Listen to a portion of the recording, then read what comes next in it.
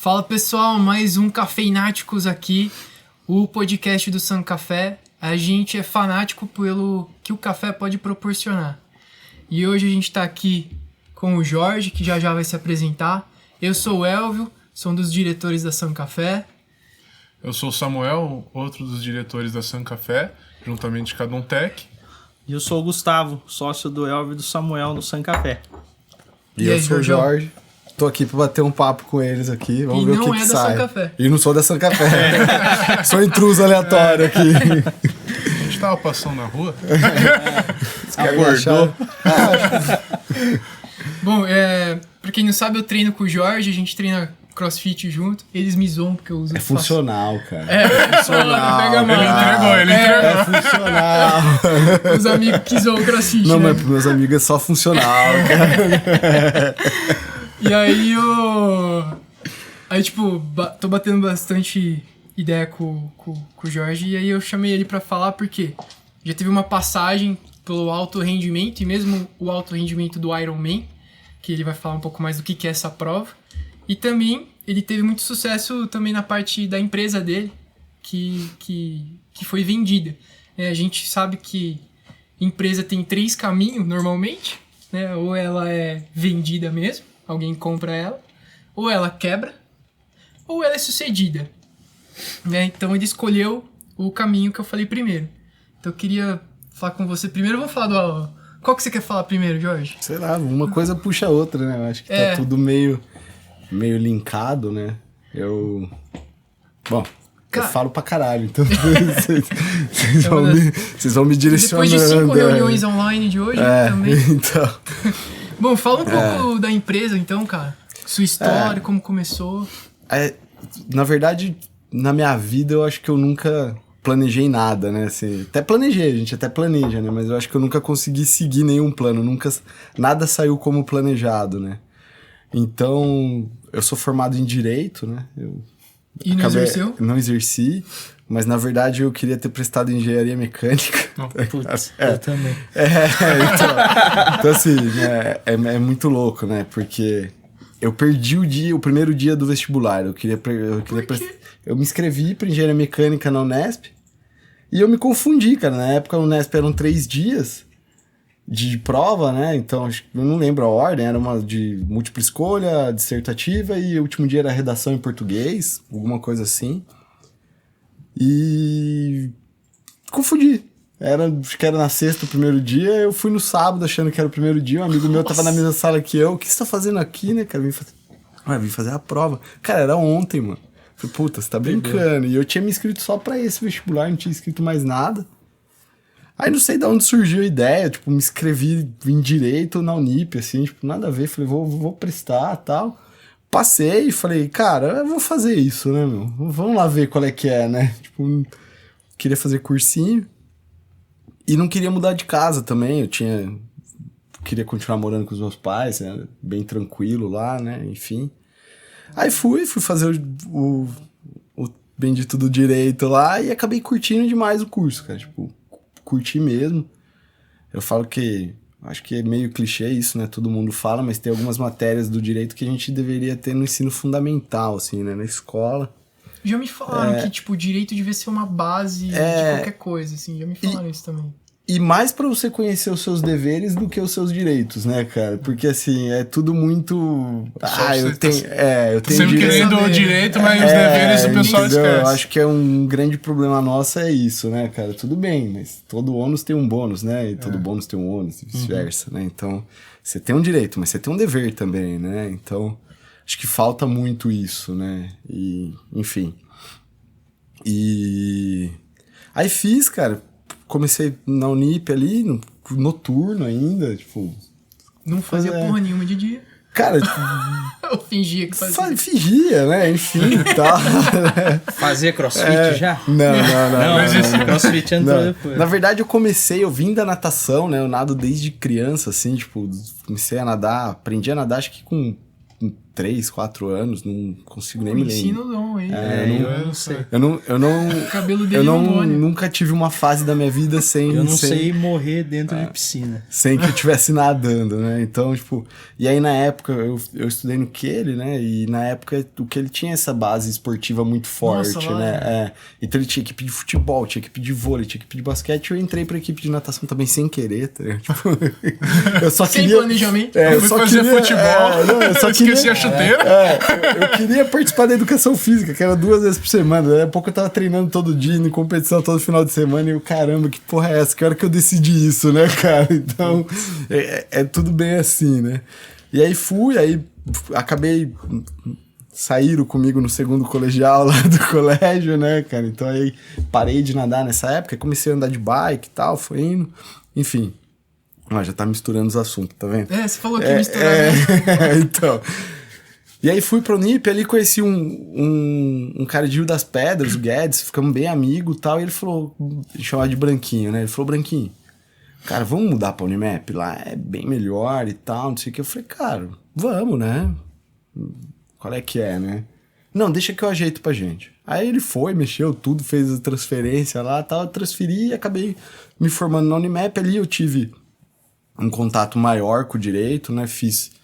Tinha um projeto de estágio lá, de estágio obrigatório, que era um convênio que eles tinham com o Tribunal de Justiça, né, do Estado. E você fazia aquela... Não sei se vocês lembram daquele quadro que tinha no Fantástico, O Conciliador, que era no Juizado Especial Civil. Pô, pode crer. Então. Tudo que é de causas especiais, a maior parte de pequenas causas, né, que o pessoal fala, é um conciliador que faz, não é um juiz, entendeu? Você minimiza ali a mobilização do sistema judiciário. E existe isso no GCRIM também, que é o Juizado Especial Criminal, né, que são os crimes de menor potencial lesivo ali, né? Então, vias de fato, né, essas coisas assim, exercício arbitrário das próprias razões, enfim. E eu sempre gostei muito de penal, né? E aí me inscrevi para esse estágio, fiz ali uns 3 anos. E ali, assim, eu vi o quanto o direito em si é animal, mas o quanto eu não queria a advocacia, né, cara? E não queria ali trabalhar com isso no dia a dia. Você viu isso fazendo o curso já? Fazendo curso. Né? E aí, nessa época, o meu pai comprou 2 lotéricas para eu ter uma ocupação, assim, além da faculdade. A faculdade de Direito é bem tranquila, é meio período, só ler, né, cara? Você não tem... Eu adoro ler até hoje, leio pra caramba, então tirava de letra, né?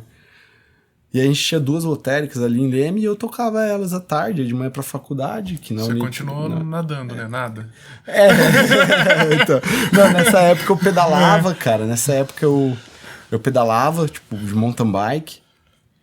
E aí quando eu tinha uns 20 anos, fazendo a faculdade, eu sofri um acidente de mountain bike, caí aqui no Horto, tava eu com meu irmão. O Pavo conhece meu irmão também. E rompi todos os ligamentos do ombro esquerdo, tive que passar por cirurgia e tal, foi bem intenso, fiquei 50 dias imobilizado e tal, mas o ombro ficou 0. E aí nesse processo de recuperação, né, cara, eu tinha uma amiga que era professora do clube, fanática por esporte também, a Tati, não sei se você conhece. Só de vista. Só de vista. O Rô trabalha lá com ela no estúdio e tal. E ela falou, cara, e aí eu não queria mais mountain bike, né? Porque, tipo, não tive que pôr prótese, nada, conseguiu reconstituir ali o ligamento e tal. Mas o médico falou, cara, outra dessa é prótese, né, meu? Não tem muito o que fazer, enfim. Aí eu não queria mais mountain bike, falei, vou trocar isso aqui numa speed, né, cara? Uma bike de pista. E aí ela falou, cara, por que você não faz um triatlon, né? Aí eu, caralho, triatlon, né, velho? Falou, não, vou ficar magrelo, coisa horrorosa, aqueles negros cabeçudos, não quero isso não. E aí, de tanto ela insistir, eu fui fazer uma prova, tipo, sem treinar, uma prova na Força Aérea ali em Pirassununga e tal. Putz, aí apaixonei e de lá mais. Parei o ano passado, 2019, o ano retrasado. Ficou quanto tempo no triatlon? 2020 eu parei, o ano passado. Eu tive um hiato aí quando eu fui montar a empresa, né? Ah, você parou? Eu parei quando eu montei a empresa. Então volta pra história. Você tava em Leme, você tava em Leme com as lotéricas. Tá vendo, né? E aí fui tocando a faculdade assim até o fim. E aí chegou uma época que a lotérica começou a ficar um negócio muito visado pra roubo. A gente sofreu uns 3 assaltos lá. Um dos assaltos teve troca de tiro com o segurança que fazia nossa escolta e tal. E a gente optou por vender. Vendeu, e aí quando eu me formei, eu fiquei naquela meio... Putz, e agora, né? Não quero advogar, né, tal. Aí falei, vou fazer outra faculdade. Vou fazer outra faculdade, é isso, beleza. E fui prestar agronomia. Foi com meu pai, falou, beleza, vai. Então, no último semestre da faculdade, eu comecei a fazer cursinho pré-vestibular de novo, né, Nossa. cara? 24 anos ali, praticamente formado e fazendo cursinho com a molecadinha de 17. Mas foi legal, cara, foi legal. Me diverti essa época. E aí fui, cara, e prestar vestibular pra agronomia, né? Comecei a pesquisar, queria faculdade pública, né? Aí, né, botei na cabeça que queria ou uma federal, uma estadual, mas comecei a escolher pelo número de candidatos vaga, né? Fazia 7 anos praticamente que eu não tinha contato com matéria escolar, né? Saí com 17, 18 ali, enfim. Tava com 24, falei, caramba, não dá, né? Não dá pra você querer uma Exalc que não tem jeito, né? Vamos lá. E comecei a ver Federal de Santa Maria, umas faculdades mais longe que eram menos concorridas, né? Boas, mas menos concorridas. Nesse meio do caminho, um amigo que fazia muito tempo que eu não via, cara, que do nada me chamou pra ir no churrasco na casa dele, conheci a Paty, que é minha esposa, né? A gente não é casado, mas é minha esposa, né? Estamos juntos já há 13 anos morando juntos, moleque de 6, enfim. Só não é casado porque nenhum faz muita questão dessas formalidades, assim, né? E aí, ela formada já, arquiteta, tal, com o escritório dela, ela é de Campinas, né? E eu, caramba, né, cara? Aí quero casar com essa mulher, né, cara? Mas eu vou lá, de repente... E eu vou pra agronomia. Mato Grosso, né? Rio Grande do Meio dos Sul. boi lá. Não, e 5 anos de faculdade, 800 quilômetros de distância. Ela não vai aguentar, né, cara? Não vai esperar, né? E já com vestibular pago, tipo, isso era fim do ano já, novembro. Acho que a gente se conheceu em outubro, um negócio assim. Aí eu cheguei pra ela e falei, cara, ó, o negócio é o seguinte, mano. Tinha uns 2 meses que eu conhecia ela, 2, 3 meses que eu conhecia ela. Eu falei, ó, o negócio é o seguinte, quero casar com você. É mesmo? Falei. Ela entrou em choque. Depois você pergunta pra ela. Você vai encontrar ela sábado, você pergunta pra ela. Ela ainda falou assim, eu quero ouvir depois. Eu falei, ouvir pra quê? Você já conhece a história inteira, caramba. Você é a culpada, né? E aí falei, ó, quero casar com você. Se eu for fazer a faculdade, eu acho que esse negócio não vai dar certo. Muito tempo, muito longe. Né? Vou me formar aí com 29, 30 anos, né? Enfim. Hoje eu vejo que não teria problema nenhum, mas na época... Aí, me ajuda, falei pra ela. Preciso de uma ajuda, vamos pensar em alguma coisa pra eu fazer. Preciso arrumar um negócio pra fazer.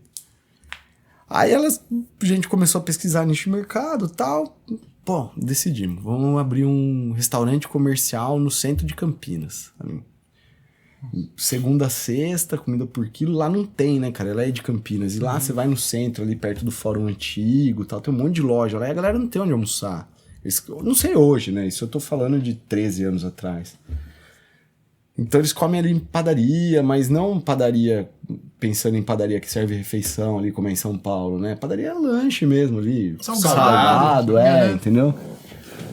E aí achamos um imóvel, cara, tipo, na frente do fórum. Putz, animal.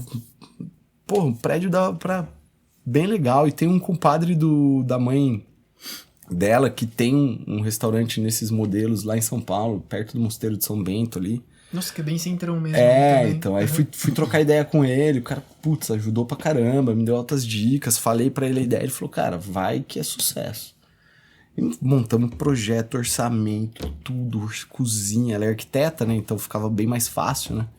Aí cheguei, mostrei pro meu pai, falei, pai, a ideia é essa, ele falou, vai, pode fazer, te ajudo, né, meu pai, putz, não tem o que falar, com todos os filhos, assim, sempre investiu pra caramba na gente, né. Mas eu dei o retorno depois. E aí fui, cara, e sentado assim, ó, tipo, 19 de dezembro, cara. Sentado na frente do proprietário, eu, o proprietário, o corretor, pra assinar o contrato de aluguel. Cara, desculpa, só uma pergunta. O que você vai instalar lá? Eu falei, um restaurante assim e tal. Ele falou, putz, cara, você vai me desculpar, né? Mas restaurante eu não alugo. Poxa. Eu, caralho, cara. Caralho. Por quê? Não, é muito risco de incêndio, você tem que entender que é um prédio antigo. Eu falei, não, mas tá aqui no projeto, a gente colocou um monte de sprinkler, tudo certinho e tal. Ó, tá aqui, não... fica tranquilo, a gente vai pagar seguro, seu prédio tá garantido. Não. Restaurante eu não alugo. Levantou e foi embora, cara. Ignorante desse jeito. E eu, tipo, Caraca. e aí, velho? 19 de dezembro. Por que não perguntou antes, né? É, então. E, Deixa cara, eu- Você Fez rolar projeto, cara. porra, sonhou, né? não, pô, eu já tava me vendo lá, né, cara? Entendeu? Você já tava na panela. Cara, e aí, tipo, que porra é essa, né? E 19 de dezembro, o que você faz, né? Presentaço de aniversário, né? Meu aniversário é dia 24. Porra, Então, na véspera, mano. É na véspera, cara. Foi um presente pra minha mãe, né, cara? É, meu pai é de 25, meu pai também. Já chega atrapalhando tudo já, né? Nem Natal em paz não tem, né? E aí rodamos ali o centro inteiro, cara, atrás de imóvel e tal, e nada. E nessa época, como eu tinha vendido as lotéricas anteriormente, eu tava cadastrado naqueles sites de compra e venda de empresa, né, cara? E virei pro meu pai, pingou uma empresa de medicamento vendendo no meu e-mail. E eu comentei com a minha mãe, falei, putz, mãe, eu acho muito da hora isso aqui. Ela falou, fala com seu pai, né? Aí eu falei, não vou falar nada com o pai, porque ele fala que eu só gosto de coisa que rouba, né? Que é muito visado pra roubo, que o pessoal rouba, né? E medicamento naquela época de fato era. O medicamento ainda é, hoje, na linha farma, né? Essa linha que a gente compra em farmácia e tal. Tem sumiço de estoque, é isso? Não, tem você muito diz? roubo de carga, cara. Roubo de carga. Roubo de carga. Agora, com a predominância das grandes redes, isso vem diminuindo, né? Mas quando você tinha muito aquelas farmacinhas de bairro, aquele Barriga no negocinho... balcão. Acaba tendo mais espaço para uma compra sem nota, e às vezes essa compra sem nota nem é tanto de uma origem lícita, né, cara? Então, assim, agora você vai pensar num universo de droga raia, drogão, enfim, isso não cabe, existe, não né? existe, né, cara?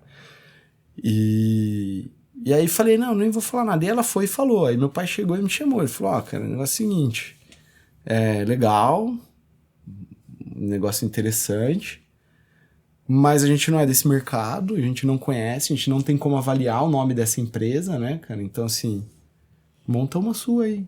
Confio em você pra montar uma sua. Começa do zero. Começa Em vez de do pegar zero. o CNPJ da pessoa. E assim, cara, extremamente ingênuo acreditar que podia dar certo isso, entendeu? Extremamente. É um mercado, extremamente fechado, são sempre as mesmas caras, só mudam as cadeiras, né? E aí teve um fator sorte aí no meio do caminho, chegar lá, né? E aí comecei a pesquisar, cara, e assim, entendi que seria um chamariz ser lembrado por alguma coisa, né? Ser especialista em alguma coisa. E aí fomos pesquisando nicho ali, teve alguns amigos que me ajudaram nesse começo e tal. E, vou fazer oncologia. É isso aqui. Vou distribuir medicamento para câncer. Cara, isso aí é porra nenhuma de nada da dinâmica desse mercado. Nada. Zero. Beleza, achei barracão, aluguel, não sei o que, estrutura, tal. A constituição da empresa, 19 de dezembro de 2008, o cara me negou o prédio.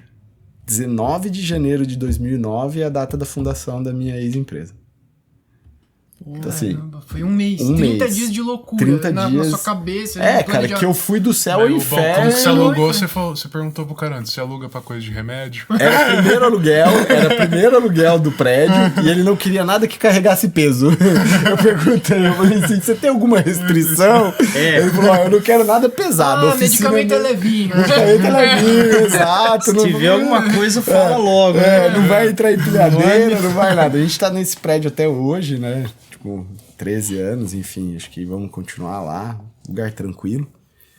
E aí montei, e aí entra a questão da ingenuidade, né, cara? Então, assim, Montamos estrutura, tirei licença, tudo. A licença foi sair só em junho, porque você mexe com Anvisa, CRF e tal. Mas ali eu tava me movimentando, né, cara? Tava me movimentando. Teve um fato curioso, tenso, nesse meio do caminho, que... Desses 6 meses?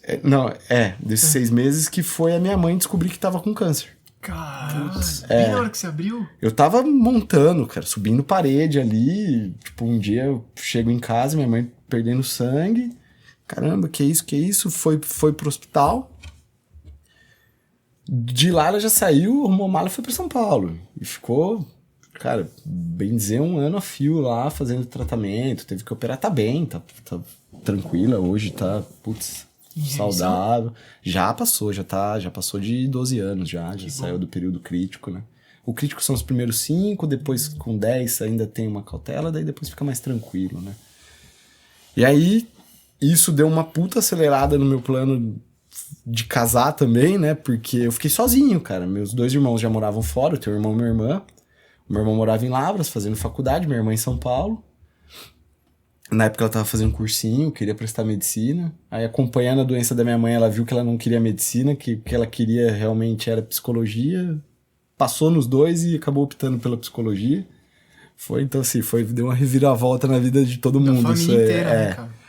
E o meu pai ficava, né, cara? Meu pai ficava o dia todo na fazenda, chegava à noite, tinha dias que ele ia pra São Paulo e eu fiquei meio que sozinho, porque eu tava cuidando do projeto aqui, iniciando ali. E nesse meio tempo, a Paty, como era arquiteta, é arquiteta, né, até hoje, pra ela é muito fácil trabalhar independente de onde ela estiver. Ela precisa de um computador, uma internet e um telefone, né? Quando ela tinha alguma reunião presencial com algum cliente, ela ia até Campinas, ou às vezes até São Paulo, se assim demandasse. Então ela via de quarta e ia embora de segunda de manhã. Nossa, então a gente já tava... praticamente casado, morando com os meus pais, né, cara? Então assim, e a empresa montando lá e o negócio indo. E aí, cara, eu abri o primeiro laboratório, assim, a gente contar isso pra quem é de fora do mercado fica um pouco... Vocês não conseguem ter a dimensão do que é isso, né, cara? Mas eu conto isso dentro do mercado, os caras falam, não acredito, né, cara? Eu peguei o 0800, eu lembro até hoje, da Novartis, cara, que é um laboratório gigantesco, muito difícil de você conseguir a autorização deles pra trabalhar com eles, né, cara? Que tem muito isso, os laboratórios... Fechado. Não basta você ter a licença, entendeu? Você ligar lá e falar, eu vou comprar de você. Não é assim que funciona, né? A maioria das pessoas que estão dentro desse mercado, elas já estavam dentro desse mercado. Então, como trabalharam numa indústria, saíram e montaram uma distribuidora. Então, assim, enfim... Tem mais ou menos já o caminho das pedras ali. É difícil um outsider total, assim, né, cara? E foi o que aconteceu. Eu peguei o 0800 do laboratório no verso da caixinha, assim, liguei, ó... tô montando uma distribuidora, queria trabalhar com vocês e tal. Ela, não, vou encaminhar a sua solicitação pro setor responsável e tal, beleza. E aí eu achei que, beleza, tá encaminhado, normal, vou conseguir trabalhar. Cara, de fato eu consegui trabalhar, entendeu? O cara entrou em contato comigo, eu lembro até hoje, Renato Achê, a gente hoje nem tem mais contato com ele, eu sei que ele tá no laboratório ainda, mas tá em outro segmento. Nem trabalho mais com esse laboratório hoje. Porque a gente acabou se focando em outro nicho, né? Que tem uma série de segregações dentro do mercado. E ele veio e acho que ele deve ter olhado pra mim e falado assim, bom, na melhor das hipóteses vai dar certo, na pior das hipóteses eu não vou perder nada, né? Porque ele não vai me fuder, não tem maldade, não tem nada, vai pagar à vista, né? Enfim. E abriu, cara. E aí, assim, conforme abriu o primeiro, o negócio vem meio que efeito cascata, né, cara? E foi com 1 ano e meio de empresa, a gente já tinha pagado o investimento. Pô, né? Então, assim, E eu tinha um número na minha cabeça de um faturamento mensal que pra mim estaria bom. E no primeiro ano já tava 3 vezes isso, entendeu? E eu, caralho, cara, como que chegou nesse tamanho, né? E aí foi, e aí Aí voltando um pouco na questão do esporte, que as coisas andam meio juntos, né? Nesse 6 meses, talvez 1 ano, você ficou sem fazer. Quando eu comecei a fundar a empresa, eu parei. Eu falei, olha, eu preciso agora me dedicar 100% à empresa. E aí eu fiquei, cara, foi de 2009, eu fiquei até 2014 praticamente só indo na academia, fazendo uma musculaçãozinha. O gordo? Não fiquei. O Elvio É gordofóbico. O Elvio é gordofóbico. Não fiquei, cara. Não fiquei porque não tem genética pra isso, não é o perfil, mas né? pô. Enfim. Mas fiquei de boa. A prioridade era trabalhar, então eu fiquei ali. Se a gente pegar de 2009 até 2014, foram 5 anos que ele ia na academia de manhã, que abria 5 horas da manhã a academia, então, tipo, dava uma malhadinha até às 6, tomava um banho, comia, empresa, e ali direto. Tinha dia que eu não ia pra casa almoçar. Tipo, minha mãe levava pra mim um pratinho, comia em cima ali da mesa e tal, eu levava embora e eu ficava lá. Então, tipo, embalava, despachava, respondia cotação, comprava, fazia tudo. Tinha uma farmacêutica, que é obrigatório. Tinha um. Então, você era o motorista, comprador, você era o tudo, vendedor, fazia você era tudo. Fazia tudo. No começo fazia tudo. Ah, é simples assim. E a né? questão das entregas, assim? Aí tinha um motorista, mas a maior parte das entregas eram terceirizadas. A gente trabalhava com transportadora, né? Você tem todo um ecossistema voltado para esse mercado, né? O transporte para remédios é diferente também, quando você vai ver, de materiais, máquinas, essas coisas? Assim. Ele é um pouco mais chato, mas É ele... de van ou é de caminhão? Não, pode ser de caminhão, pode ser de Fiorino, pode ser de van. Uma das premissas básicas é que não se misture carga, né? Então, assim, se você está levando medicamento, que você leve só carga fim de medicamento. Então, você pode levar um material médico, você pode levar uma fralda, um descartável, né? Enfim. Um cafezinho misturado ali Já não é visto legal. com bons olhos. Um pneu, eu te diria que fudeu tudo. pote de entendeu? óleo. Entendeu? Então, assim, tem essas particularidades. A transportadora, ela precisa ter uma licença da Anvisa, ela precisa ter um responsável técnico, que na maioria das vezes é um farmacêutico também.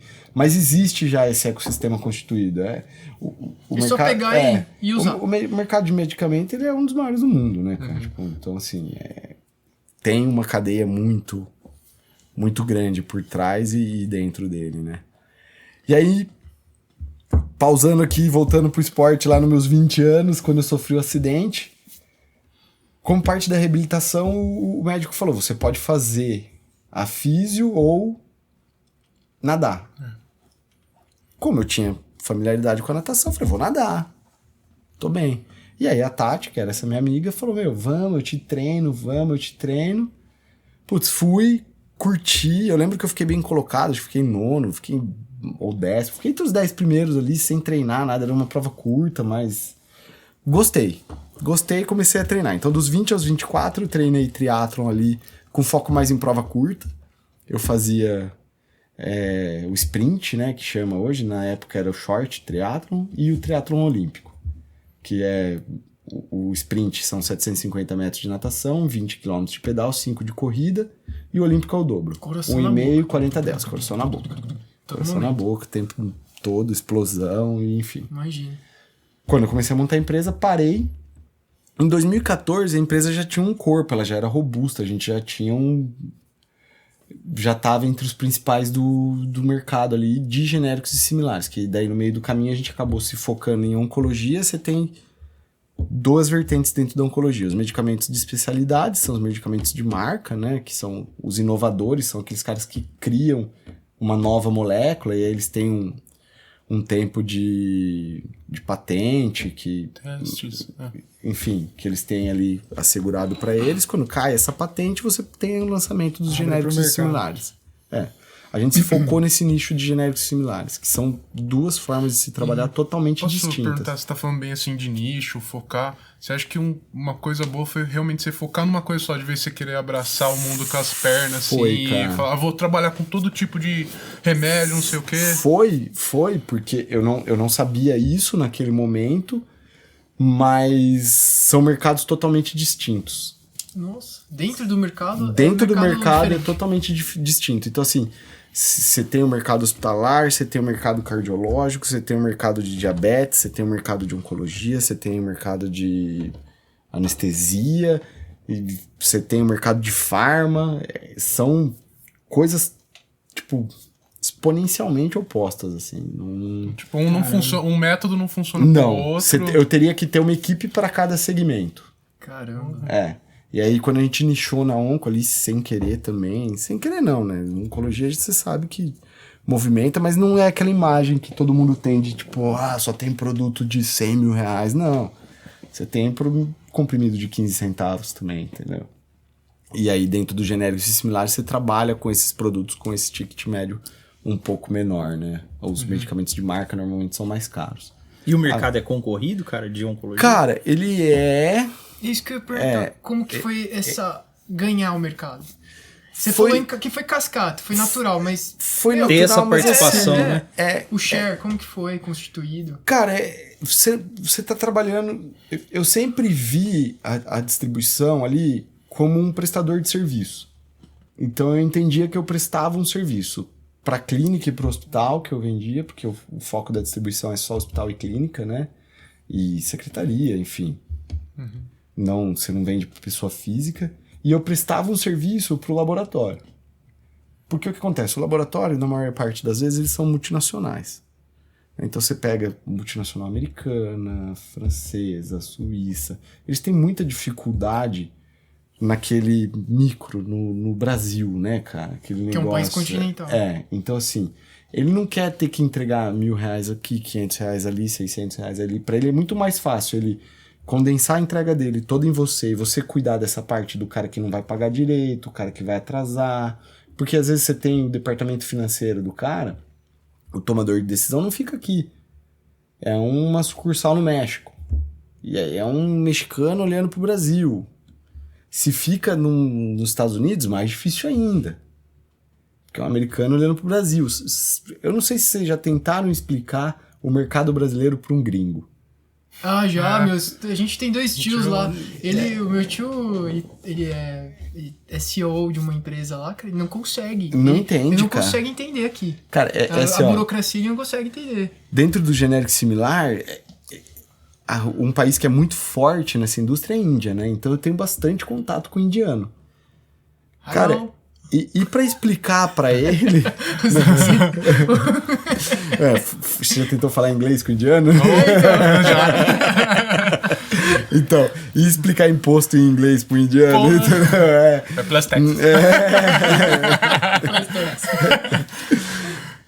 E aí, assim, ele não consegue entender porque, às vezes, um cliente pequeno, que te paga com 30 dias, que não te dá trabalho, você cobra mais caro dele do que uma venda governamental que vai atrasar. Vai... Prefeitura é ruim, né? Entendeu? Entendeu? Que teve... E por que no estado de São Paulo o imposto é 18, no Paraná é 12... É o Brasil. No outro não é nada, entendeu? Então, assim, é muito difícil. Então, isso é o tipo de coisa que eles não querem administrar. Quem descomplica isso? A distribuição. Sim. Então você estava já prestando serviço para o Então, laboratório. eu sempre via como prestador de serviço. Então, o que você espera de mim? Se eu tô prestando um serviço pra você, o que você espera de mim? Que você compre bastante e... Era essa a pergunta que eu fazia. Assim, eu tô Sim. aqui pra te oferecer trabalho. Entendeu? Vou te oferecer trabalho. E na outra ponta era a mesma coisa. O que você espera? Pontualidade. Então, assim, a gente começou a moldar uma imagem de pontualidade, uma coisa que não era muito utilizada no mercado que a gente passou a utilizar. Assim, você tem produto termolábil, né? Que é transportado de 2 a 8, embalagem de isopor com gelo. E você tem os que não são refrigerados, né? Você pode transportar eles em embalagem de papelão. É muito mais barato. A gente transportava tudo em embalagem de isopor. Por quê? Risco de quebra. Então a gente não perdia nenhuma entrega por quebra. Adianta chegar no horário e chegar quebrado? Não chegou. Chega dentro do prazo, mas é tudo fudido. Mas não chegou. Né? Não chegou. E hospital, clínica e tal, eles trabalham meio que just in time, né? Tem alguns que ainda tem estoque, mas uma grande parte não tem estoque. Então, se ele tem o paciente pra hoje... Você falou que às vezes os caras tá com a veia pega, os né? caras tá com a veia pega, tá chegando medicamento não xerifado, entendeu? Nossa. E aí, numa dessa não chegou, putz, é um trauma, cara. É um estresse da porra. Já aconteceu de... Já. Pica acontece em todo lugar, né, cara? Entendeu? A diferença é como você resolve, né, cara? Puta vida. E aí, assim, eu sempre falo, na hora do ruim que você vê quem é bom, né, E essa cara? parte, você falou que a logística sua era terceirizada. Então Mas você eu- tinha que cobrar pra caramba dos caras. Mas eu tinha um motorista meu também, Ah, tá. que justamente pra cobrir essas coisas. Lógico, a gente começou a atuar regional E no final do dia, a gente tava nacional. Então a gente abriu uma filial em Curitiba. Aí depois, quando concretizou a venda da empresa, a gente estava finalizando, ia partir já a filial do Nordeste, que era uma região que a gente estava crescendo muito. E tem uma filial em Goiás também. E essa Você já tava nos pontos do Brasil. A gente já estava geograficamente. dentro de genérico similar, a gente já estava entre os 3 maiores do país. De genérico similar oncológico, né? Que nem o El falou, o Brasil é um país continental, então também tem essa questão de venda, o transporte realmente. No norte é de um jeito, no sul é de outro, o jeito que você fala com a pessoa. Aí como que você minimiza isso? O ideal é que você contrate pessoas locais para fazer a sua já representação. conhece, né? Então assim, se você pegar, por exemplo, um estado bairrista pra caramba, vamos pensar no Rio Grande do Sul, né, cara? Então, que se você parar pra pensar da forma como eles pensam, é o certo, né? Você mandar um cara de São Paulo pra atender o Rio Grande do Sul, ele vai torcer o nariz. O gaúcho, ele é bairrista pra caramba. E qual que é o pensamento dele? Pô, toda a riqueza que eu tô gerando tá indo pra São Paulo, não tá ficando nada aqui. Se você põe um cara do Rio Grande do Sul pra atender o Rio Grande do Sul, de certa forma uma parte dessa riqueza tá ficando lá, porque o salário do cara ele vai gastar lá no Rio Grande do Sul. Ele é baseado lá. O cara é... Porra. Eles têm esse pensamento, cara. Eles têm esse pensamento. O Mato Grossense tem muito esse pensamento. Que o Mato Grosso ele tem uma influência muito forte de gaúcho, né, cara? Teve uma migração muito forte de gaúcho pra lá. Então eles têm essa cultura, cara. Sim, caramba, não sabia disso. E aí, todo lugar que a gente ia, primeiro ia a gente, passava cliente e tal, quem que é o cara que te atende bem aqui, quem que é a pessoa que você gosta de ter contato e tal, é esse. O cara que era mais unanimidade, a gente ia atrás dele, quero te contratar.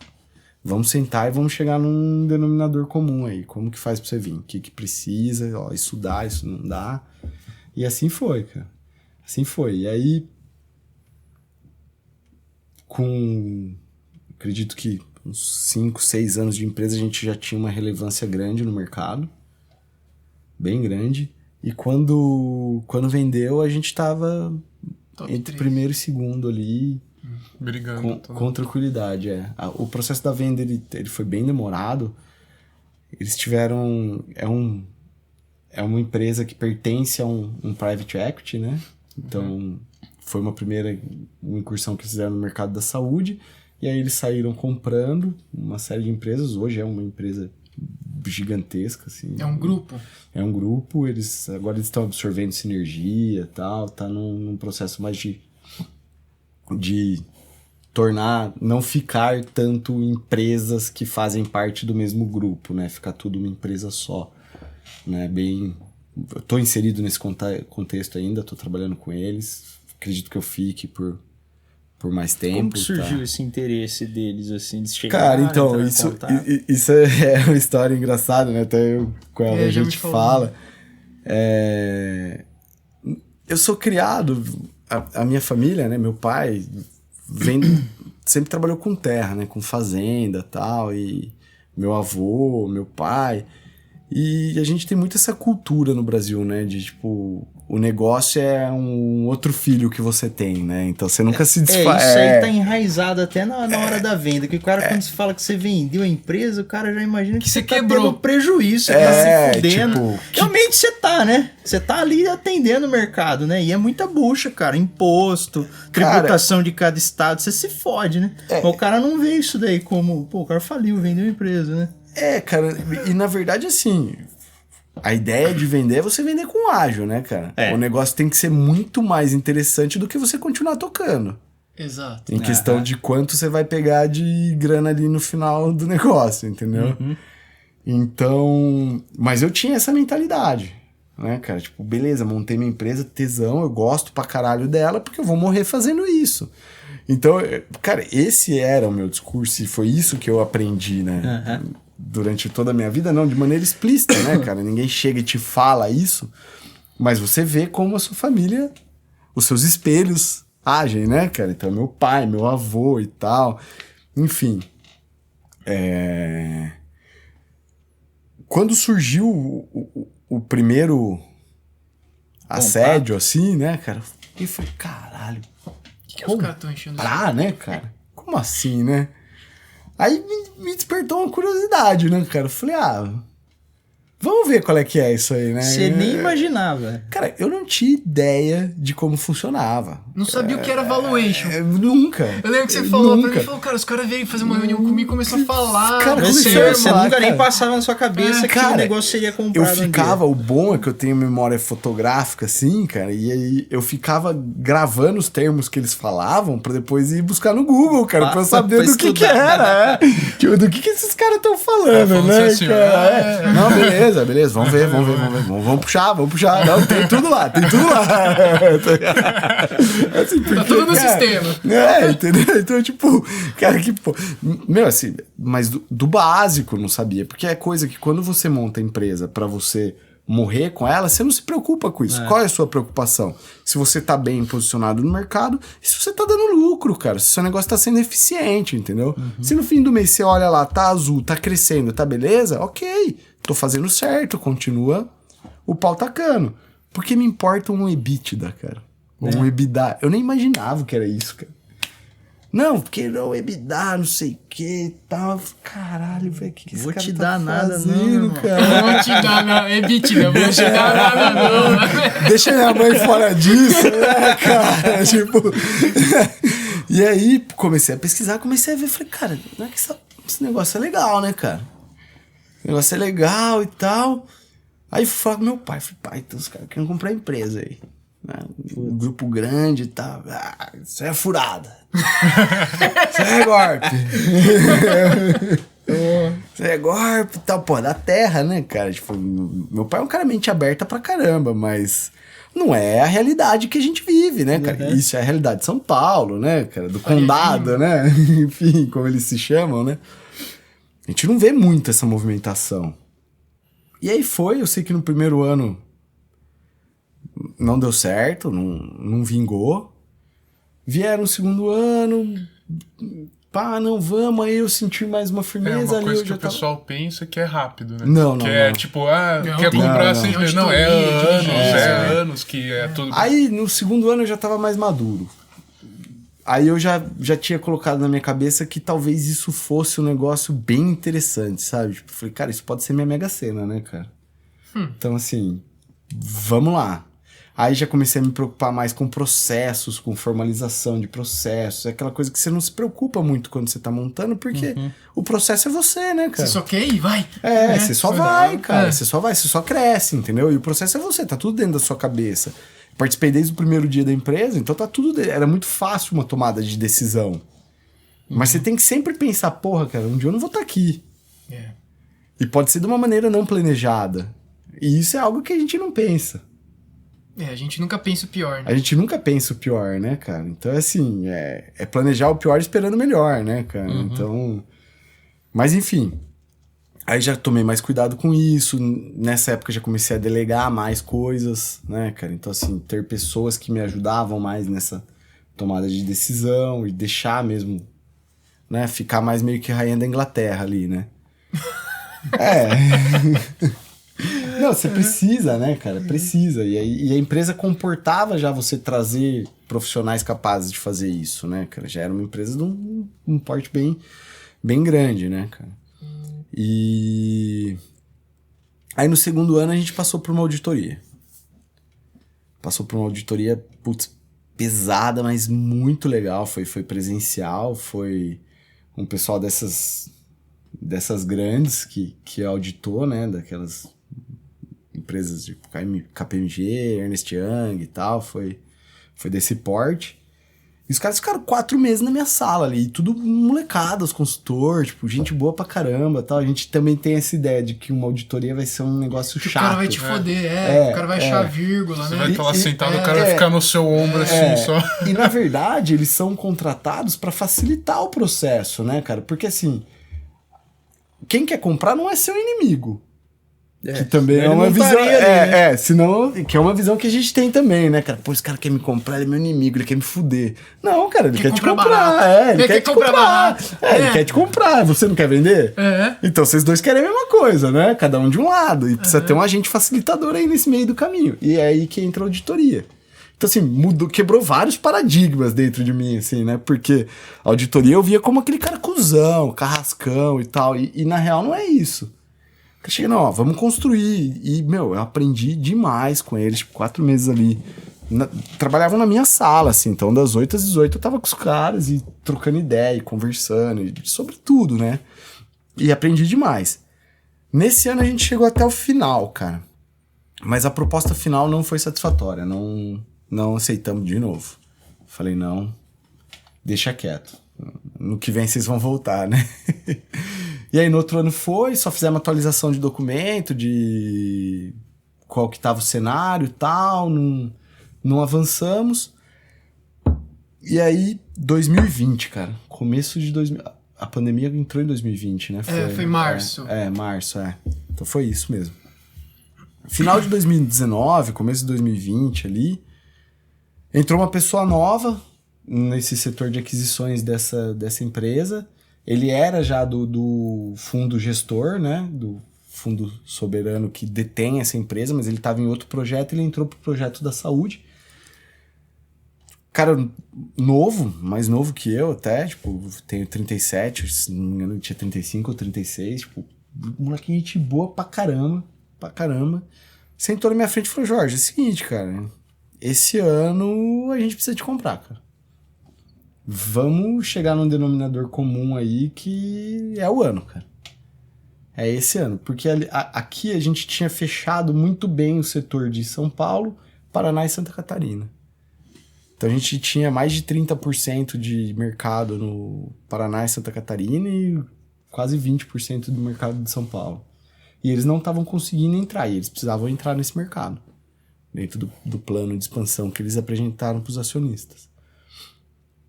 E sentou... Então a sua empresa era uma empresa estratégica para eles. Era estratégica, extremamente estratégica. Eu tava começando a incomodar eles no Nordeste, que é da onde eles surgiram, foi a primeira empresa que eles compraram, que é o melhor mercado deles. Eu tava subindo, cara, e atacando, e já tava criando um corpo. O Nordeste já tava com 20% do meu volume de faturamento mensal. Opa! Nossa, então já tava crescendo, cara. Já tava crescendo. Então, assim, era mitigar a concorrência lá em cima e posição estratégica aqui embaixo, né? Aí sentou, eu falei, beleza, cara, vamos. Você sabe meu número. Eu nunca escondi qual era o meu número, né? A conversa, ela começou ao contrário comigo. E aí, talvez seja uma vantagem de não conhecer como é um processo de aquisição. Eu falei, beleza. Quanto que eu quero pela minha empresa? Eu quero tanto. É isso que eu quero. Sem auditoria, sem nada. Esse é o valor que eu quero. Vale? Não sei. É o que eu quero. Entendeu? Aí um dia ele me perguntou, Jorge, como você chegou nesse número? Eu falei, é simples, cara. Eu tenho hoje uma renda X por mês. No fim do ano, me dá tanto de lucro e me deixa mais X. Para eu ter isso aplicado numa taxa de juros conservadora, quanto que eu preciso ter de dinheiro? Isso. Vamos contar que a taxa cai e tal, precisa ter um ágio, a empresa cresce e tal, mais isso. Desconta imposto para vezes isso. Esse é meu número. É isso. Você explicou assim, puf. Esse é meu número, eu cheguei nesse número assim. Quanto eu quero ganhar por mês, quanto eu preciso ter de dinheiro pra ganhar isso por mês, entendeu? Aí o cara falou, faz sentido. Faz sentido. O seu valuation faz sentido, o seu EBITDA faz sentido. Eu entendi sua conta, né? Eu falei assim, agora o seu trabalho é fazer a minha empresa valer isso, cara, entendeu? Tem uns caras que tiram da cartola, né? Cara, e aí qual não foi a surpresa? Que quando a gente fez o valuation, deu mais. Puta, isso é... Porque como que você fecha o contrato de a pré-compra fluxo de caixa projetado, né? Não, a pré-compra, um memorando de intenções, né? Primeiro você fecha um contrato ali que ele não é um contrato de compra, ele é um de intenções. Você tem intenção de vender, eu tenho intenção de comprar e a gente define as regras gerais desse negócio, né? Então, assim, o que vai validar o seu valor é o seu EBITDA, mas você já discute o múltiplo. Tá. Vezes então, 8, assim, vezes 10. Exato. Então, quantas vezes o seu EBITDA você vai querer? Eu tô disposto a pagar 5, eu quero 8. Vamos fechar em 7? Isso já tá pré-estabelecido. Eu já conheci o que era EBITDA nessa época. Que você foi estudar naquela primeira reunião. Professor Google. Fiz o meu EBITDA ali, joguei um pouquinho pra baixo pra caso tivesse algum erro do resultado que eu cheguei. Eu falei, ó, eu preciso de tantas vezes o EBITDA. Ele falou, beleza. Veio com uma proposta mais baixa. Eu falei, não, deixa quieto, depois ano que vem a gente conversa. Não, beleza, vamos então em tantas vezes o seu EBITDA. Ele sabia que quando eu falasse, não, deixa quieto, era deixa quieto mesmo, sabe? Que não ficava trucando, porque já vinha de outros anos já, né? E aí foi, estabeleceu aquele EBITDA e entrou a pandemia, cara. E o combinado seria que iria auditar os últimos 12 meses com a base de junho. Junho a junho. Então, junho de 2020 a junho de 2019. Os 12 meses. Entrou a pandemia, a empresa fez só... Subiu, cara. Absurdo.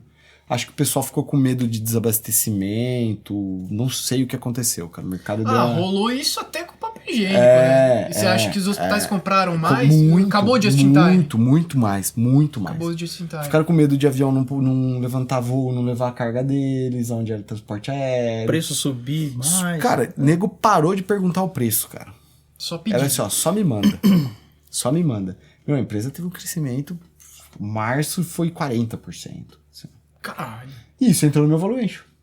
Entendeu? Precisa ter sorte também, né? Então, aquele número que eu tinha pensado, cara, foi bem maior. Puta, que beleza, hein, Jorge? E aí quando veio a proposta, eu falei, meu, fechou, cara. Fechou. Só que esse processo, pra você ter uma ideia, a gente começou a conversar no final do ano, a auditoria começou ali mais ou menos... março, abril, ela foi toda online, a auditoria, não foi presencial, porque estava no pico da pandemia. A concretização do negócio mesmo, o closing, que é o dia que faz a transferência tal token da conta aqui, foi dia 13 de novembro, cara. E eu perguntei pra ele, realmente, cai? Cara, cai. Lembra aquela pergunta que eu fiz? Cai. Tá estipulado no contrato ali, eles tinham 5 dias úteis pra Você pagar. ficava todo dia assim, né? Cara, não, porque do celular, né? eu contava com 5 dias úteis. Dia 13 de novembro, se não me engano, foi uma sexta-feira. Foi uma sexta-feira 13, cara. É isso, tá vendo? E eu falei, meu, é só na outra sexta, né, cara? Se não for na segunda, né? E tava de boa lá, cara, quarta-feira, fazendo uma reunião. O celular com a tela virada pra cima. Esse eu deixo normalmente ele com a tela pra baixo, né? Por causa de notificação e tal, não ficar chamando atenção.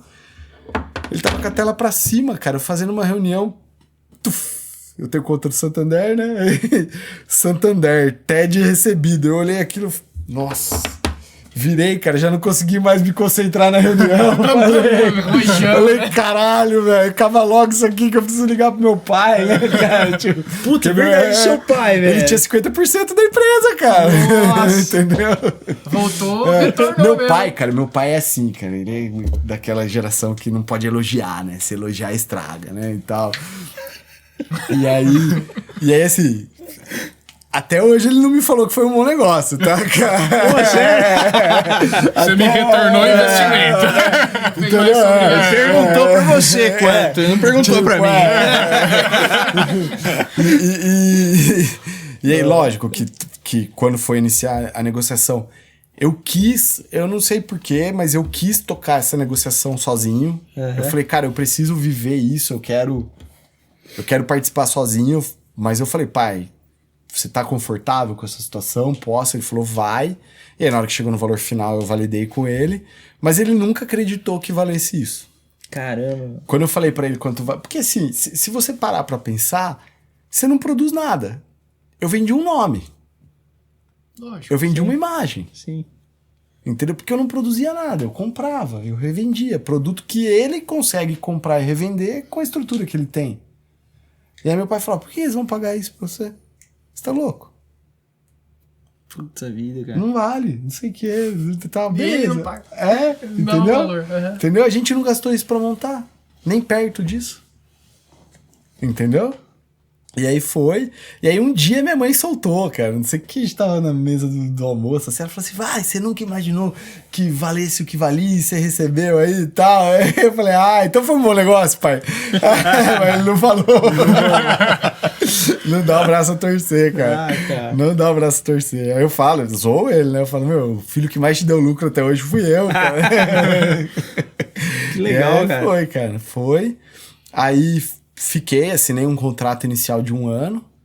Ele vence agora em 13 de novembro, mas possivelmente eu fique mais tempo. Não tem... No Isso começo, é legal, né, cara? Tipo, você vendeu, mas os caras precisam de você, né, cara? Cara, isso que eu achei da hora, mano. Na verdade, assim, se eles compraram é porque tá dando certo. Se tá dando certo, eu tenho disposição em ficar. As pessoas têm disposição em ficar, que são as pessoas que fizeram dar certo, por que trocar?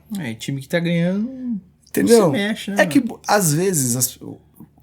E aí entra isso. Às vezes a pessoa que era dono não se adapta ao modelo de gestão. E assim, é um modelo de gestão de multinacional. Você tem compliance, você tem uma série de coisas, né, cara? É um fundo de investimento, ele deve satisfação para os acionistas. Não é solto, né, cara? O negócio é muito mais burocrático. Tem formas e maneiras de fazer as coisas. Diferente de você pegar sua caneta quando você é dono, você fala assim, ó, faz e foda-se, entendeu? Se o cara chegar na sua mesa hoje e falar, eu quero fazer uma doação pro Pão de Açúcar. Doa lá, velho, vai fazer. Entendeu? Ninguém vai te falar, pô, você não pode fazer isso. Quando você começou a trabalhar desse modelo aí, depois da compra, você estranhou? Cara, na verdade, ele tive tá aposentado, velho. Ele fica zoando aquele... Não, porque ele zoando, tem que dar satisfação, né? Ele tem que mostrar o resultado. Agora, isso aí mas mudou, cara, mas assim... Eu tinha muito claro pra mim, assim, que a minha história da minha empresa, ela se encerrava dia 13 de novembro. Dia 14 de novembro era outra empresa. Entendeu? Então, tá, você tem isso na cabeça. Eu tinha isso muito claro na minha cabeça. E assim, eu posso contribuir, mas se as pessoas quiserem que eu contribua também. Entendi. Entendeu? Eu não tinha... Eu não tinha essa preocupação de ter que trabalhar, então isso era... uma tranquilidade, entendeu? Então, beleza, se eles não quiserem que eu fique, eu não fico e boa, entendeu? Vou ver. No último caso, não faço nada, cuido do meu filho. Entendeu? Mas é aquela coisa, você tá dando certo o seu jeito, os caras não vão mudar totalmente. Até porque os caras não são do mercado, né, Jorge? É grupo, né? Sim, e aí, assim, uma coisa que eu senti, você perguntou o que você sentiu. Você pensa que vocês são donos, né? Sim. Enfim, você faz tudo, né, cara? Você faz parte fiscal, você faz parte financeira, você faz parte comercial. Ainda que você não enfie a mão na massa, propriamente dito, você participa da tomada de decisão. Quando vem um grande grupo desse, e eu não tô brincando quando eu falo que entregou o token, existe um momento na aquisição da empresa que se chama entrega de token. Existe isso no cronograma da integração. É o primeiro passo da integração. O que é esse porra de token? O que é? Token do banco. O token do banco? É o código. É a tomada do caixa, cara. Entendi. Você assinou o contrato, no dia 13, foi o dia que a gente assinou. Veio um cara do financeiro deles pra cá. Ficou sentado comigo o dia inteiro, cara. Sentado comigo lá o dia inteiro. A assinatura foi toda eletrônica, né? Com ECPF, por conta da pandemia e tal. Então, assim, veio pra gente... Eu assinei, meu pai assinou, o Felipe assinou. Mandou pra eles. Tem as pessoas do lado deles que tem que assinar. A hora que pingou assim, ó, contrato concluído com sucesso, o cara esticou a mão e falou, me dá o token. Ah, entendi. Entendeu? Você não tem mais acesso nenhum bancário. Nenhum. Entendi. Caramba. Entendeu? Então, existe esse momento na aquisição, que é a tomada de posse do caixa. É um nome pesado, parece um negócio, nossa, né? O cara tá ali, né? Um pretor, mas não, é de boa. Você já sabe que vai ter aquilo e é natural, é natural que tenha, né? Eu até queria entregar, porque você tem...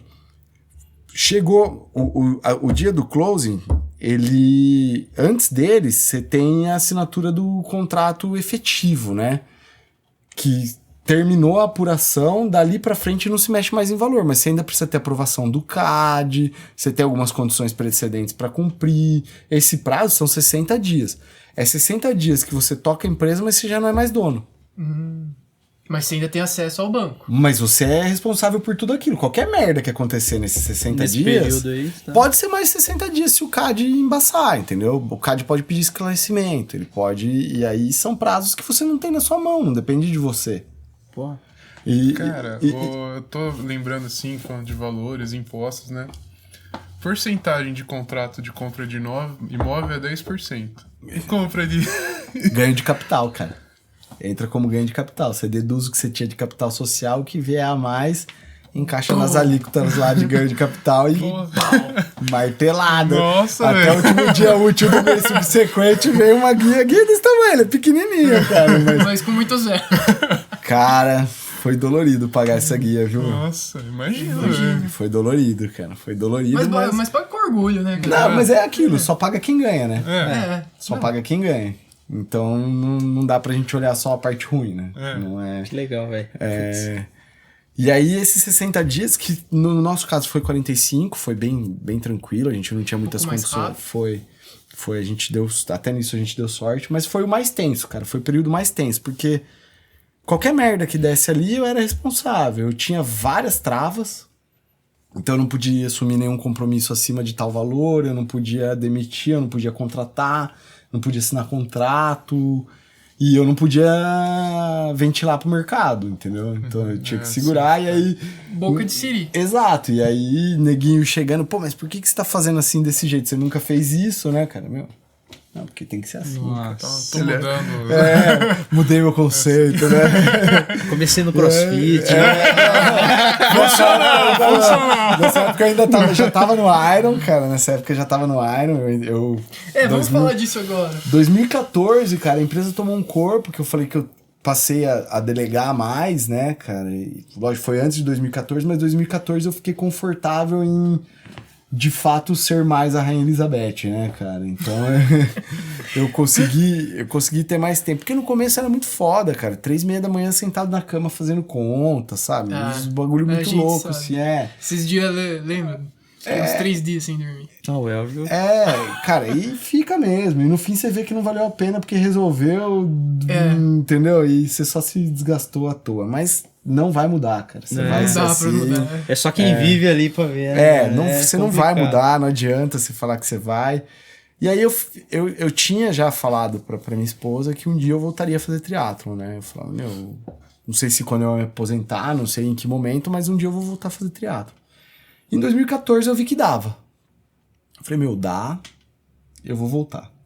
Voltei na prova curta, prova longa, coisa de maluco, coisa de doente, mas eu tinha a imagem do triatlon de quando eu tinha 20 anos. Quando você tem 20 anos, você é porra louca, né? Bala perdida, né, cara? Só vai, né? Onde eu vou parar, foda-se, né? Só vai. E aí, quando eu voltei, em 2014, eu tava com 30 anos já. Tô com 37, né? Faz 7 anos, é isso, 30 anos. Então, a cabeça já era outra. E comecei a não me encaixar muito em prova curta, sabe? Tipo, não tava confortável, fui alongando a distância. Fiz um meio Iron. Fiz um meio Ironman e falei, caralho, cara, ainda não é isso que eu quero. E o meu primeiro meio Ironman foi em... acho que novembro de 2015, de 2015, Foi o meio Ironman 70.3 de Fortaleza. Eu terminei... Quente pra caralho, vento absurdo, uma das provas mais duras do Brasil. Eu terminei, fui bem, cara. Você tem você tem alguns marcos de tempo nas provas de longa distância, né? E um marco de tempo no meio Iron é 5 horas, né? Quando você faz sub 5, o pessoal já fala, pô, foi legal, né? Então era meu primeiro meio Iron e eu fiz 5 horas. 5 e um quebradinho. Tipo, fui bem, cara. 5 baixo. Deu 5,9, 5,8, um negócio assim. Cara, fui bem, mas terminei de chegada, não terminei como eu queria. Eu imaginava assim, eu vou terminar o meio Iron, então eu peguei minha passagem de volta pra quarta-feira, porque eu falei, é domingo, a prova segunda eu não vou conseguir andar, tá ligado?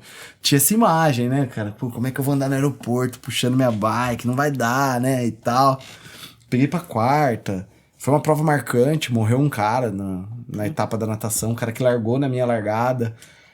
No dia que acharam o corpo, acharam na segunda-feira, no final do dia, eu tava na praia ali, que foi numa prainha do hotel que foi a largada, e chegaram com o corpo ali na prainha do hotel, tava com meu filho ali, eu vi chegando, tipo, putz, foi bem foda. O cara tava de touca, óculos ainda, com a roupa do triatlon e tal, era uma refogada, né? Ele infartou e afundou, né? Isso marcou. Marcou pra caralho. Eu fiquei uns 6 meses que eu punha a cabeça embaixo d'água, eu via aquela cena. Foi um negócio meio bizarro. A cabeça é foda, né, cara? A cabeça é foda. E beleza. Aí terminei a prova, cruzeirinha de chegada, falei pra minha esposa, eu vou fazer um Iron. Eu não sabia como que era treinar pra um Iron, que não era, que enfim. Ela falou, você tá maluco? Eu falei, eu vou fazer um Iron, cara. Vou fazer um Iron, voltei, liguei pro meu técnico, falei, cara, eu vou fazer um Iron. Peguei e me inscrevi pro Iron do ano seguinte já. Vou fazer um Iron, cara. Já se inscreveu? Já me inscrevi, vou fazer um Iron. Como fugir. Vou fazer um Iron. Comecei a treinar. Cara, aí a porca torce o rabo. E aí é de 25 a 30 horas de treino por semana, cara. Então, assim, você divide aí em 7 dias, você vê mais ou menos quanto dá, né? Era acordar 3, 4 horas da manhã. Acordava 4h30 da manhã, treinava, chegava na empresa umas 9, ficava ali até o meio-dia, ia nadar, almoçava, voltava, finalizava o dia e fazia mais um treininho no final, umas 5h30, 6 horas ali. Fiz meu primeiro Iron e apaixonei, cara. Fechei também tem um marco, Iron, a maioria das pessoas que... E assim, o Iron você tem 17 horas para terminar, é uma prova que ela é feita para as pessoas terminarem. Né? 17 horas é um tempo bem tranquilo, dá para você caminhar a maratona inteira e ainda fechar em 17 horas, se você controlar bem o tempo, entendeu? Então, uma vez eu fiz a conta, quanto eu precisaria fazer para fazer 17 horas, assim, por brincadeira. E são ritmos bem tranquilos. São ritmos que se você minimamente fizer cada atividade, você completa. A que custo é outra história, né? O desgaste que você vai ter disso, quanto tempo você vai demorar para se recuperar, é outra história. A prática é outra. Né? Entendeu? Mas você faz. E o pessoal tem um tempo de 12 horas ali como um tempo bom e tal, e abaixo disso legal, enfim. Meu primeiro Iron eu fiz 10 horas e 20. Opa! Cara, que bom, velho. Falei, cara... Puta vida. E o que foi mais legal, no dia seguinte eu acordei inteiro, cara. Falei, meu, é isso aqui que eu quero, cara. Curti Iron. Iron e de lá comecei a fazer Quantos Iron. Irons você fez? Cara, eu fiz 5 Irons. Contando o que eu fiz dentro de casa. Mano. Ano passado, na pandemia, o cara faz um Iron Man dentro de casa. Me dá? Ele pegou a esteira, pegou a natação. A natação eu peguei meio por tempo, né, cara? Então, assim, eu tinha piscina em casa. Botou peso. Amarrei o elástico na cintura e amarrei fora da piscina. Então, eu nadava por uma média de 50 minutos. A esteira aquática. Eu nadava por uma média de 50, 55 minutos a natação do Iron, que são 3,8 km. Eu amarrei e nadei 1 hora, sem parar. Saí, fui pro rolo, fiz 180 km na bike no rolo. É rolo interativo, então ele te dá a distância, né? Montei na esteira e corri 42, cara. Tipo, eu ia fazer o Iron do Brasil. A esteira chorou, né? Cara. Sai daqui! E foi meu último, cara. Foi em maio do ano passado. Que foi quando travou tudo. Eu tava muito bem, tava na minha melhor forma. Eu voltei em dezembro. O ano de 2019 foi um ano muito bom pra mim. Eu fiz meus melhores tempos. Ficou em quinto, né, da sua categoria, né? Existe um circuito nacional de 70.3 e tem uma somatória de pontos de acordo com as classificações nas etapas e eles premiam no fim do ano os que ficam em 5 primeiros no... Quais foram os lugares que você participou? Cara, meio Iron eu já fiz incontáveis. Eu vou até esquecer prova, assim. Teve mês de eu fazer 5, tá? Tipo, mais que um por final de semana, que era simulado, né? Você tava simulando. Eu usava eles como simulado de prova, entendeu? Assim, de Iron. Então eu tava num volume muito grande e ia fazendo ele. Tipo, lógico, você não chega bem pra toda a prova, você não chega no seu 100% em toda a prova, não tem como. Você tem que definir prioridades, A, B e C, né, cara? Então a minha A sempre foi Iron.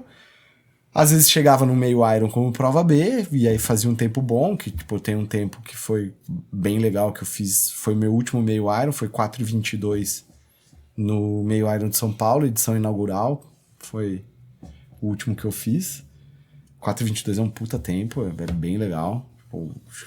O melhor tempo de amador de meio Ironman, eu acho que é 3h57, 3h56, que é do meu ex-técnico. Ele foi nessa prova também. Ali ele se tornou o melhor amador do mundo.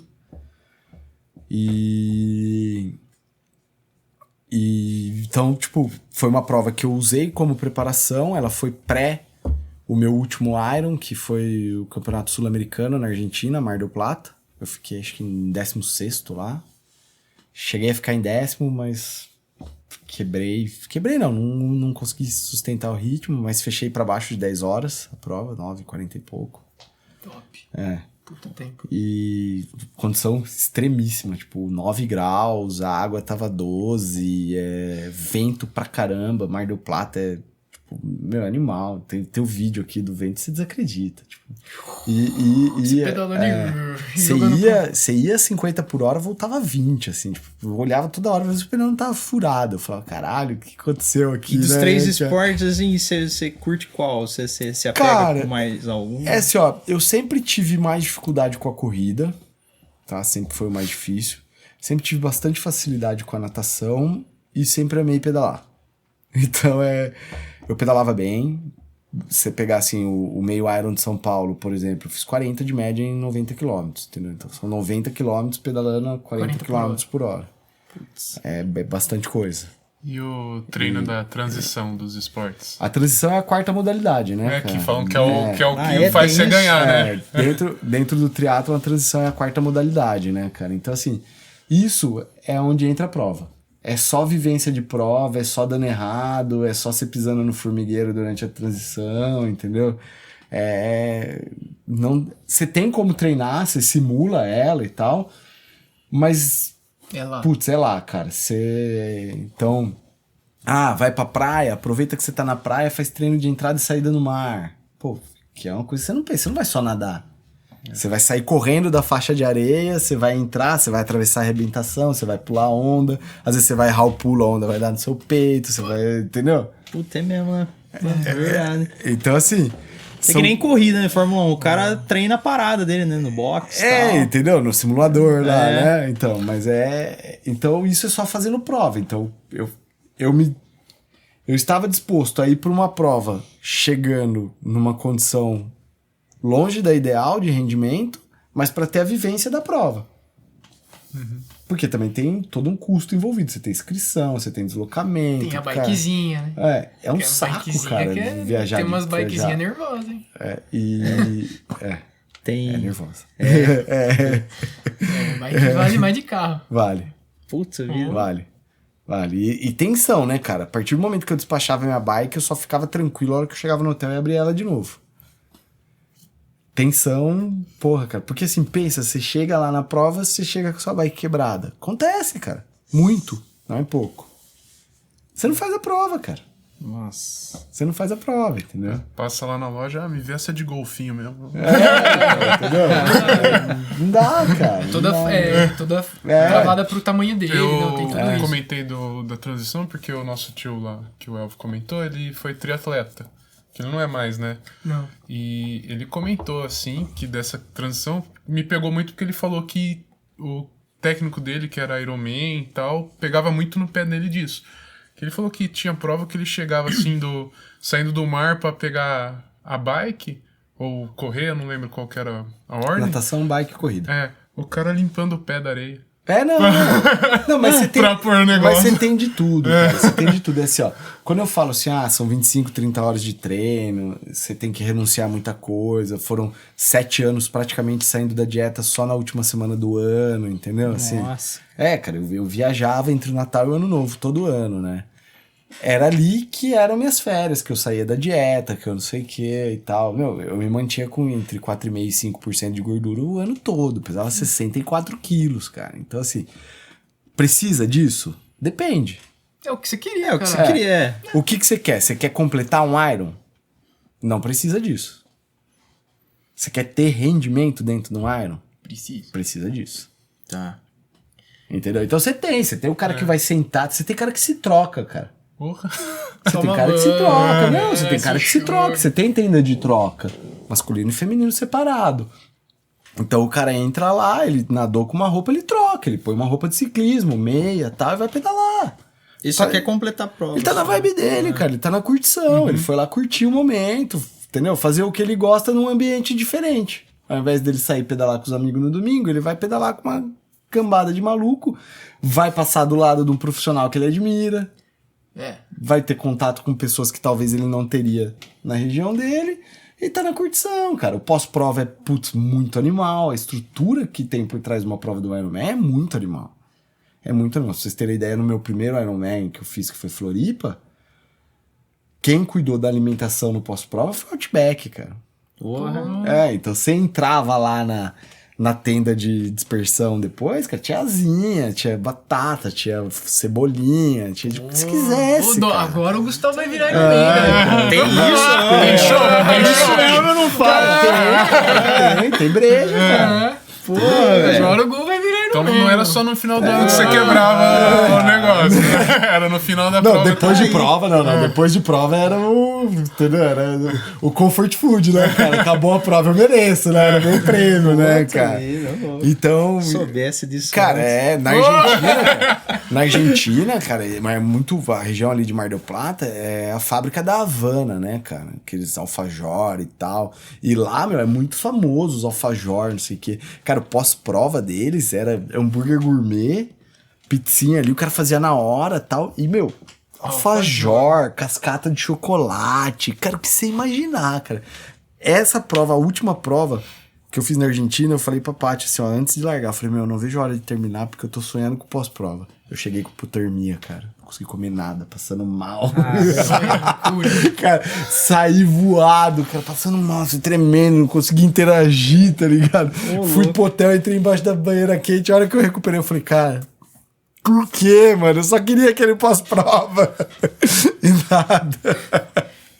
É foda, cara, é foda. E aí foi, cara, aí entrou a pandemia e eu tinha um objetivo dentro do triatlo. Eu queria me classificar pro Mundial de Ironman. No meio do caminho eu me classifiquei pro Mundial de 70.3, que é o meio Iron. Eu peguei a vaga na prova no Rio de Janeiro. Uma prova, animal de condição adversa, um mar viradaço, tipo, mais de 20% da prova abandonou na natação. Chovendo pra caralho, sobe uma serra lá, descendo tudo molhado de bike. Cara, mas fui muito bem nessa prova, muito bem. Fiquei em sexto nela, tinha 6 vagas na minha categoria. Puta que Aí, peguei a vaga pro Mundial, ele ia rolar em 2020. Novembro de 2020 ia ser o Mundial. Aí... Não deu. Não precisa falar o que aconteceu, né? E eu queria a vaga do Mundial de Ironman Full. Cara, tava próximo, tava beliscando ali a vaga já em algumas provas, mas não tava disposto a ficar mais 2 anos, 3 anos, não sei quanto tempo aí nessa pegada, sabe? Tipo, e aí que tudo se linka, né, cara? Então, assim, eu voltei a treinar Ironman quando a empresa me deu tranquilidade, comecei a treinar Ironman, né? Voltei pro triatlon quando a empresa me deu tranquilidade de ficar mais desprendido.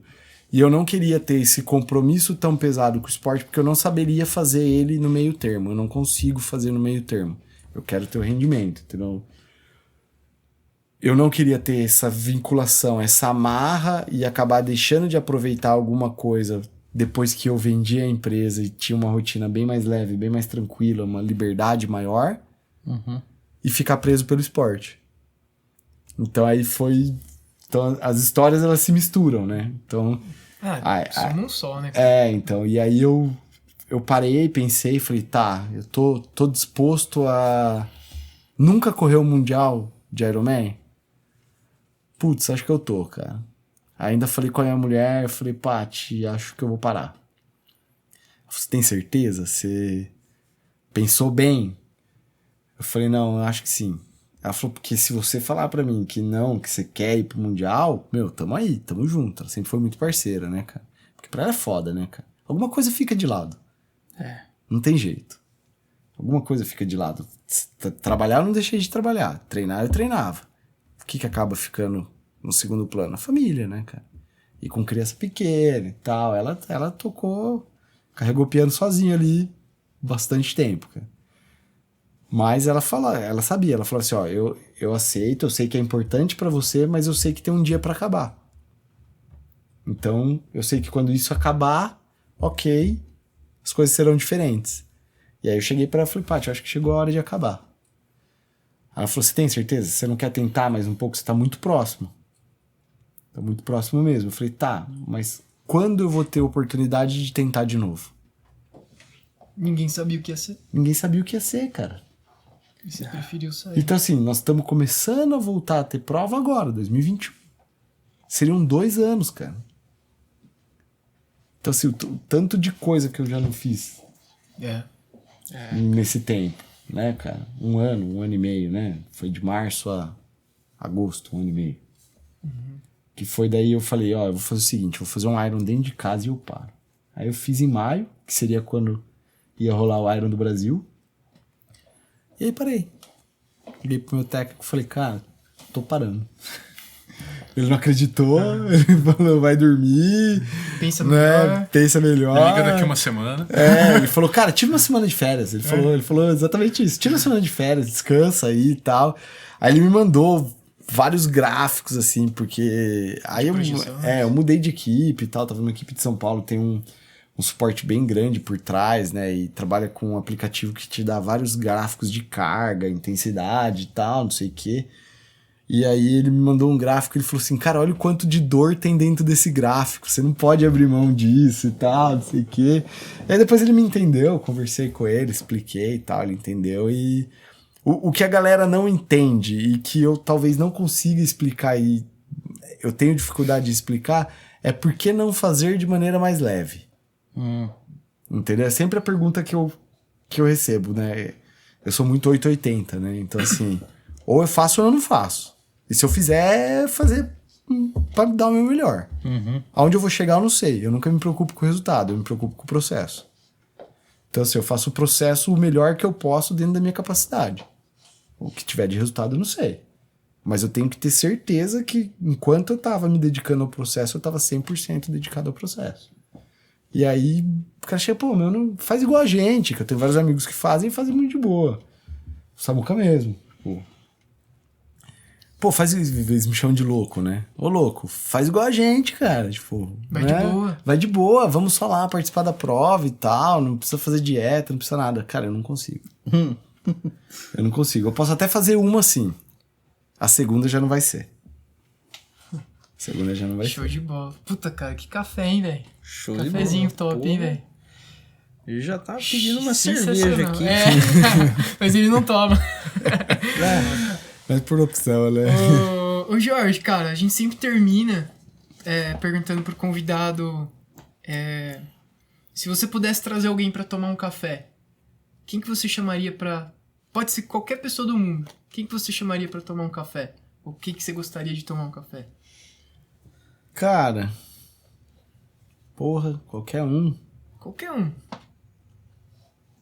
Mas não é qualquer café, não é San Café. Tem que ser um café. Porra, pergunta difícil, hein, cara? Cara. Não te avisei, né? Você não tava planejando essa pergunta, não tava, né? cara. Não tava mesmo, cara. Putz, Elvio. Eu acho que eu estaria um cara que... Não, cara. Eu acho que eu traria... Não sei, não vai ser uma pessoa, acho que comum ao universo de vocês. Depois vocês podem até pesquisar aí a história dele. Fica o gancho aí. Mas acho que seria Thiago Vinhal, cara.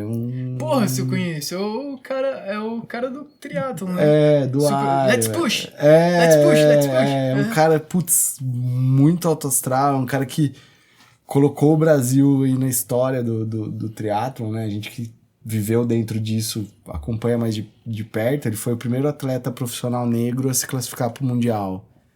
E é brasileiro, né, cara? E é uma história que a gente seria muito carismático, né, velho? cara, eu tive, inclusive na premiação de 2019, quando eu recebi o prêmio lá de 70x3 Brasil Tour, ele tava no pódio junto comigo ali. Ele foi como um cerimonialista, foi convidado ali e tal. E eu tenho uma foto no pódio ali com ele, recebendo meu troféu. É bem legal, encontrei ele em várias provas. E é um cara que sempre... Cara, super solícito, super alto astral, assim. Eu acho que tem bastante coisa pra agregar em vários sentidos, cara. Acho que seria legal bater um papo, assim, descontraído com ele e tal. É. Conhecer melhor, assim. Só conhecer melhor, sabe? Não precisa... Acho que é...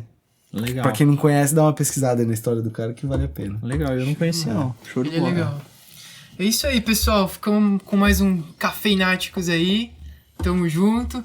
Jorjão, quer mandar uma mensagem final ou não? Isso aí, galera. Isso aí. Curte o processo. Eu acho que é isso. Em tudo que for fazer, tem que curtir o processo, cara. Se você não curte o processo, volta que tem alguma coisa errada e nunca se preocupa com o resultado final. Tudo que a gente faz com o coração e bem feito, no final dá certo. Às vezes o certo não é o que você tá esperando, mas dá certo. Show de bola. Top. Show. Isso aí. Valeu, gente.